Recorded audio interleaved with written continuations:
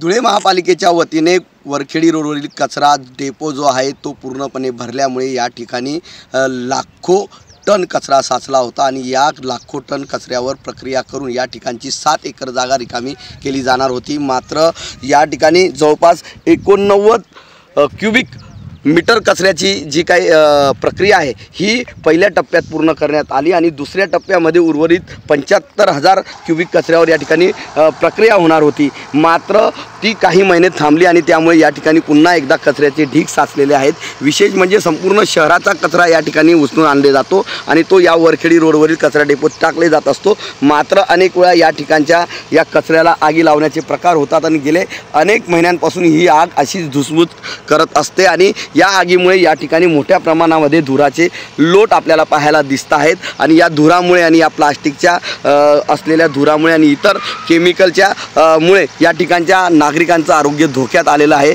महापालिकेतर्फे या ठिकाणी प्रायव्हेट व्यक्तीला या ठिकाणी हा ठेका दिला गेलेला आहे। मात्र त्याकडून अद्यापही ही प्रक्रिया पूर्ण झाली नसल्यामुळे अद्यापही या ठिकाणी आपण जर बघितलं तर कचऱ्याचे ढीग तसेच आहेत। त्यामुळे लवकरात लवकर हे कचऱ्याचे ढीग मोकळे व्हावेत आणि ही प्रक्रिया पूर्ण व्हावी अशी अपेक्षा धुळेकर नागरिक करत आहेत आणि लवकरात लवकर हा कचरा डेपो साफ व्हावा जेणेकरून या ठिकाणच्या नागरिकांचं आरोग्य व्यवस्थित राहील अशी मागणी आता या भागाकडून व्यक्त होत आहे।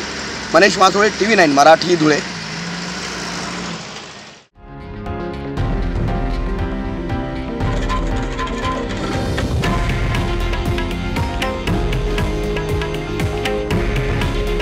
हे आहे देशातील नंबर 1 न्यूज नेटवर्क आणि आपण पाहत आहात TV9 मराठी।